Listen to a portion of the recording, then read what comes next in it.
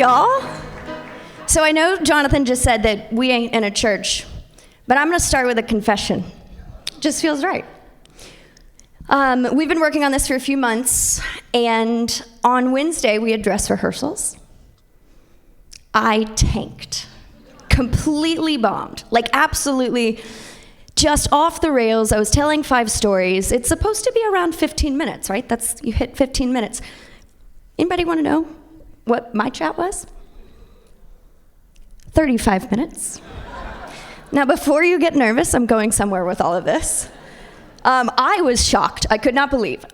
Stories were flowing through me. Stories that I had not planned to tell were coming through. And I just couldn't believe. I thought maybe 17 minutes, 21 minutes. No, 35 minutes. And so I go to bed a little bit nervous on Wednesday that in 2 days I'm giving a conversation. My parents flew in from Texas for this, and I don't know what I'm going to talk about. So the next morning I wake up and I'm groggy, I'm tired, and I jump on a Zoom call. One of my friends is right over here. Emily might also be in the room. And I tell them, 15 minutes, how long do you think I went for? Immediately, 35 minutes? What? Okay. And then I go to teach a workout class at Pure Barre. At noon, I see my GM, who I've worked with for 5 years. I say the same thing to her, and she goes, 45? Are you kidding? What's going on here? I ran into another friend, asked him, he used to work with me, 37. I picked up my parents. My dad said 35, my mom said 45. I apparently like to talk. I get it. I feel very seen. It was one of those things I knew I liked to talk, but maybe I didn't see that in myself. But here's the thing, y'all. I'm a storyteller. I love telling stories. I see my life as a story. I see the stories in other people, whether they're aware of it or not. And for the last 2 years, I know I'm being guided to tell stories. And for the last 15 months, I haven't been doing it. Now, here's the thing. A couple years ago, I did start a podcast because my intuition said, start telling the stories now, not after you've built it. And I said, okay, sure, I'll jump in. The podcast is called Off the Deep End. If that tracks probably by now, if you guys are jumping along. But so I started the podcast. I got about 6 episodes in, and the podcast is about surrender and living your life in flow. And then, y'all, I'm like, I'm practicing a committed life to surrender. And after 6 episodes, my life flipped upside down. And it was like, you really want to try this surrender thing? Here you go. And I'm telling you this story now to make up for some time in my bigger story later. Every single thing that I have carried and buried in terms of trauma or fear or pain or limiting beliefs or bad habits came up to the surface in that 15-month period. I am not kidding. It was wild. If you didn't see me for a while, that's what I was doing. I was trying to keep my head above water. And it was all I could do to just survive, okay? So that was what happened for those 15 months. That brings us up to where we are today. I got a ton of stories. I got a lot of learning. Because I learned how to swim. I learned how to find my flow in the deep end. But this is not the night to tell you all those stories. It's not possible. We'd be here until next Saturday, right? Okay, and no one wants to do that. So I tell you that to save myself some time in just a moment. I'm going to be channeling, I'm recommitting myself telling stories on the podcast. It's not just going to be me. I've picked up friends along the way who are also doing really cool inner work and seeing the results in their life. So if you want to follow, it's Off the Deep End. You can find it on any listening podcast episode. But now that was out of the way, I knew I'm a storyteller. It was still yesterday, and I had no idea what I was going to talk to you guys about. And that's problematic. So I get home, and I did what any normal person would do. I turned on the soundtrack to Rudy. I got in my body, and I danced it out. I just felt movement, and I got in my body. I just watched the Elvis movie, so it was a lot of hip action. Good movie if you haven't seen it. I danced it out, and you know what, y'all? I got out of my head. I got in my body, and the message that I know I'm supposed to share with you guys that I've known for 4 months would come through, it came through when I got out of my head, okay? So, with that being said, it's a big message, but it's very simple, and it starts as a love story, and it's my love for this city. South Bend, Indiana. Now, I'm from Texas. You might have caught a y'all in there somewhere. So I'm not from here. But I grew up in Dallas, Texas. My dad and I, when I was 3, we lost my mother. I was actually at home and in the room with my mother when she had a seizure. And I was in the room with her when she took her final conscious breaths of life. That was the start of deep trauma that I've already mentioned. There's a lot. There's abandonment. There's helplessness. There's a lot. I'm not going to get into it. But that was the start of a lot of trauma in my life. My dad and I were a very dynamic duo, and we stuck together. And lucky for me, he has great taste, because around 2 years later, he met my mom, Nancy. And Nancy is our angel on earth, and she is absolutely the mother that I didn't have anymore. So this Nancy is why I'm here talking to you about South Bend. Nancy is born and raised in South Bend, Indiana. And I grew up coming to South Bend, Indiana. In preparing for this conversation, I actually found the first photo I have of me in Indiana, in South Bend, and it's this. Yes, you can laugh. It is very appropriate to laugh at this photo. I am wearing a basket on my head for unknown reasons. Basket case, I don't know.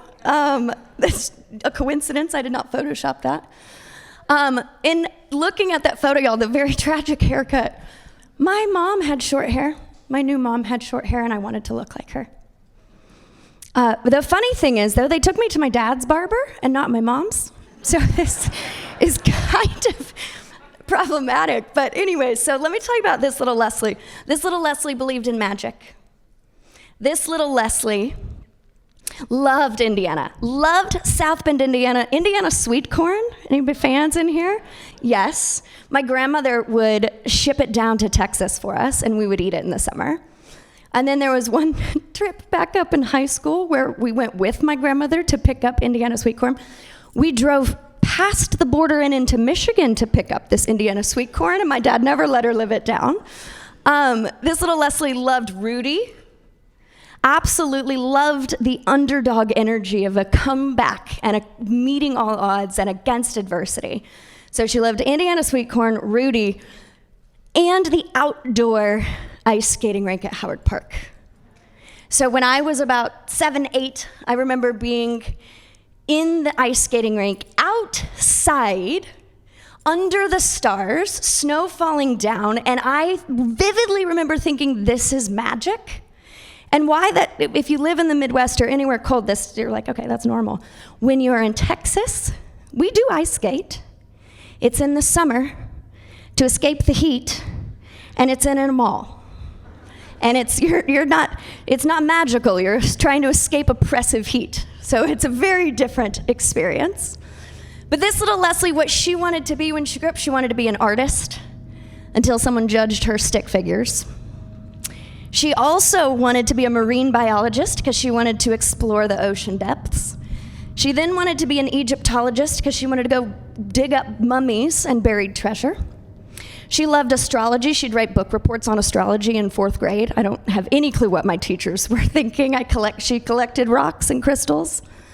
And she, in her free time, would read all about ancient Egyptian and Greek mythology.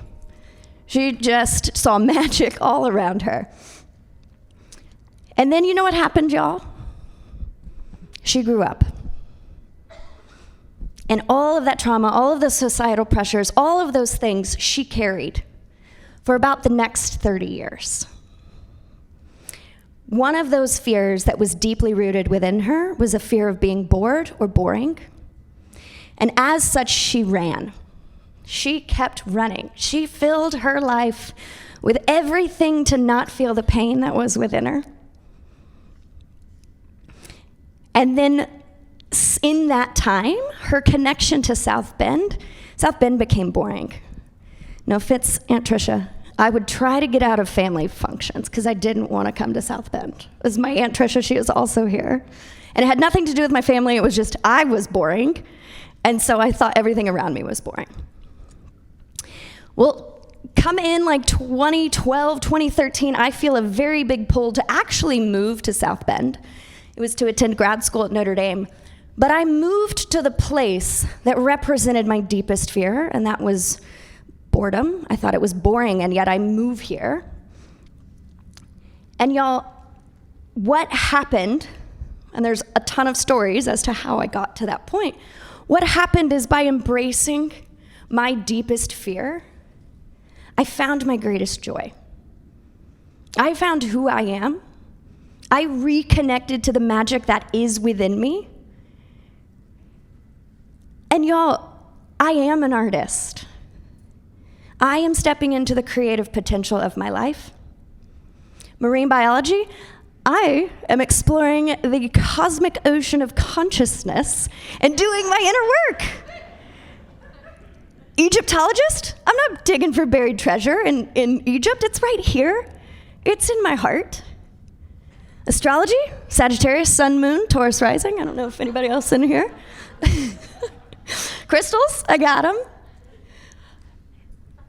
Mythology, y'all, it's stories. It's the power of the universal energy that translates through stories. I am living the dream that this little Leslie felt was possible, and South Bend is what brought me to it. My love for this city goes beyond all words. My life absolutely transformed being in the energy of this city.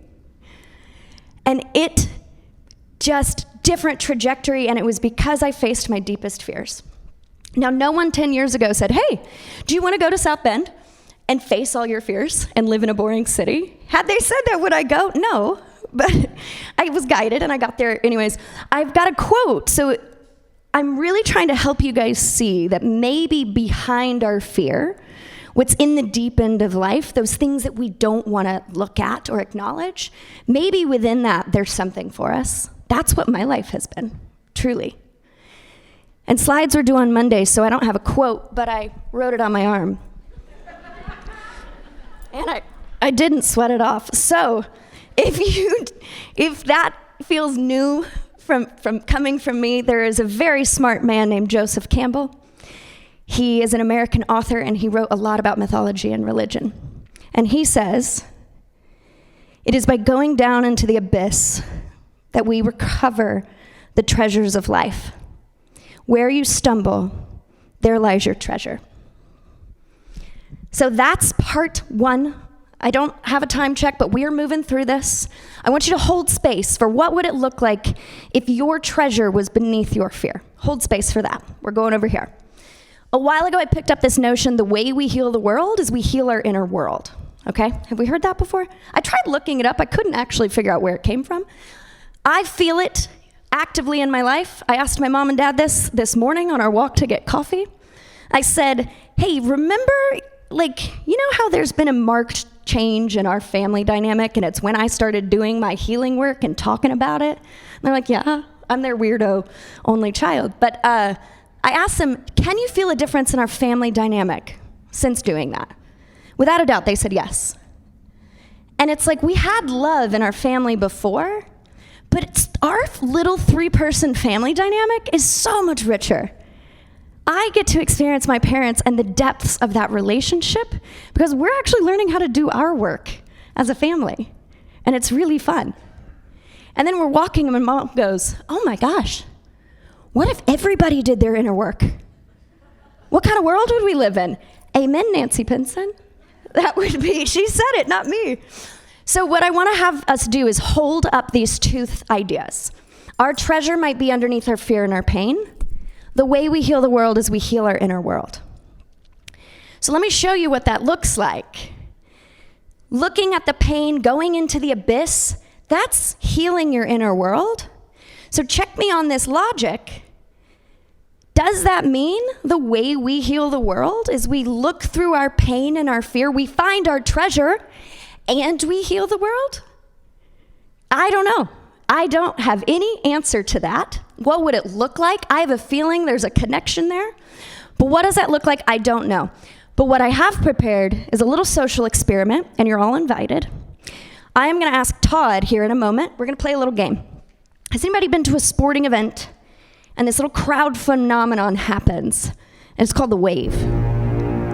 Yeah, I see some fear and trepidation in some faces right now. So what we're going to do is I'm going to play a song. I'm going to have Todd play a song. It's actually from Rudy. It's called The Final Game. I thought it was very fitting. I'm going to step off the stage because this is not about me. What we're going to do is you're going to sit and listen to this song. I love that. You're already getting ready. You're going to sit and you're going to listen. And we're going to listen to this song. Someone in here is going to start the wave. I have not planted anybody. It's not going to be me. My coach is the only one who knows I'm doing this, and she's not doing it. Someone in this room is going to start the wave. It's happening. I know it. And we're not going to talk. We're going to start the wave, and we're just going to see what happens. I'm going to take a seat. And it's at any point you feel the music. Try not to be in your head. Just feel the music. And we're all going to be ready for it, okay? There's no expectations here. We're just going for it. I'm going to join you in the mystery over here. Whenever you feel it, who's going to be that person?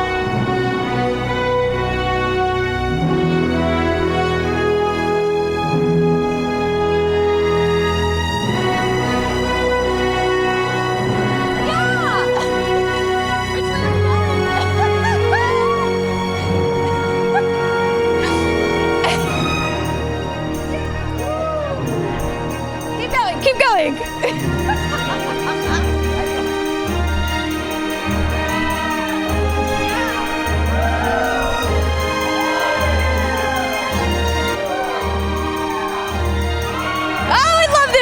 Oh my gosh, you guys.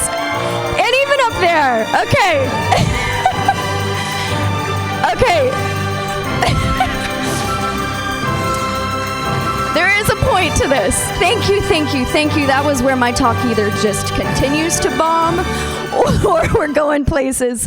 Who felt nervous besides for me when we started that? Anybody? Yeah, right? Okay, you felt nervous. It was a little intimidating. Who was it gonna be, right? That would who feels differently right now than they did 90 seconds ago? Anybody? You feel a shift in your energy? A little bit? Yeah, y'all, that energy that we just someone had to start and step up and into that goal of we're gonna do the wave. But we would not have had a wave if everybody did not step up and in and do their part. So I cannot tell you what it looks like to heal the world when we each individually look to our pain and find the treasure. And I can't tell you if that's connected to the way we heal the world, but I can tell you what it might feel like. And it was like that. It was like coming together as a team to step up and into something greater. And all of this brings me back to an article that came out in 2011 or 2012, thinking about South Bend. South Bend made a list of a dying city. I remember that's been a narrative. If you're here at the Studebaker Talks, you've heard that narrative. It's overplayed. And I get pissed hearing that. I'm like, it's not a dying city. You just don't know any better. But y'all, what if there was pieces of this city that needed to die so that the treasure could be revealed? And what if the way we help South Bend find healing and become that full potential and that full expression of South Bend, what if we individually do that for ourselves? And we don't do it alone, we do it together in community. Thank you.